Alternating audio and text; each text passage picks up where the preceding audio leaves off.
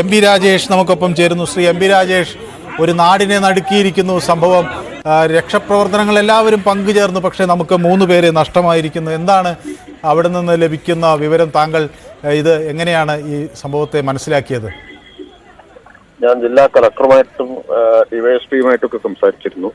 3 കുട്ടികളുടെ മരണം സ്ഥിരീകരിച്ചു എന്ന ദുഃഖകരമായിട്ടുള്ള വിവരമാണ് ഇപ്പോൾ അവരറിയിച്ചിട്ടുള്ളത്. രക്ഷാപ്രവർത്തനം അവിടെ നടന്നുകൊണ്ടിരിക്കുകയാണ്. ബാക്കി കാര്യങ്ങൾ തുടർന്നുള്ള കാര്യങ്ങളെല്ലാം നടത്താൻ വേണ്ട ഏർപ്പാടുകൾ ചെയ്തിട്ടുണ്ട്. 2 കുട്ടികൾ അവിടെ ആശുപത്രിയിൽ, കളക്ടറും അവിടുത്തെ ഞാൻ MLA-യോട് സംസാരിച്ചിരുന്നു, ശാന്തകുമാരി MLA. 2 പേരും സംഭവ സ്ഥലത്ത് എത്തിയിട്ടുണ്ട്.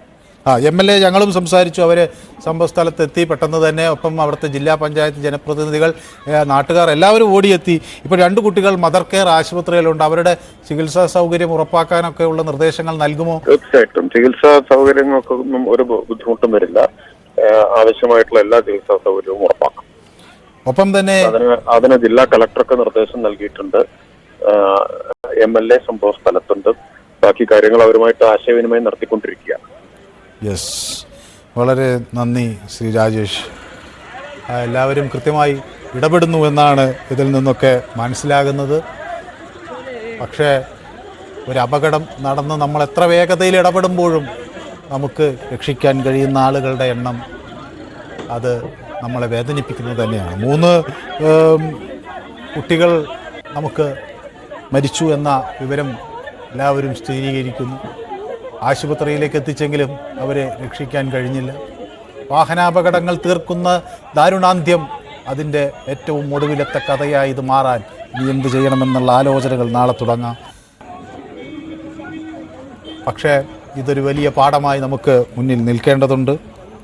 ഷംന, ഇതാണ് ഏറ്റവും ഒടുവിൽ ലഭിക്കുന്ന വിവരം. 3 കുട്ടികൾ മരിച്ചിരിക്കുന്നു. 4 പേർ പരിക്കേറ്റ ആളുകളായിരുന്നു. അതിൽ 3 കുട്ടികൾ മരിച്ചിരിക്കുന്നു എന്ന് പറയുന്നത്. 2 പേര് ഇതുകൂടാതെ മദർ കെയർ ആശുപത്രിയിൽ ചികിത്സയിലാണ്. മരിച്ച 3 കുട്ടികൾ ഇസാഫ് ആശുപത്രിയിലാണ്. സിമൻറ്റ് ഗേറ്റ് വരുന്ന ലോറിയാണ് ഇടിച്ചത്. അത് മറ്റൊരു ലോറിയിൽ ആദ്യം ഇടിച്ചു. അതിനെ തുടർന്നാണ് ഈ നിയന്ത്രണം വിട്ട് കാര്യങ്ങൾ വളരെ സങ്കീർണമായത്. ചാടി രക്ഷപ്പെടാൻ ഒരു കുട്ടി ശ്രമിച്ചു എന്ന വിവരം വരുന്നുണ്ട്.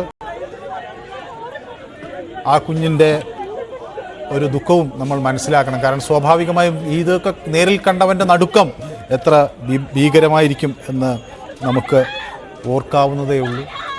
ഇനി ഈ കുടുംബത്തിന് മുന്നിലേക്ക് ഈ ദുരവസ്ഥ പറഞ്ഞെത്തിക്കാൻ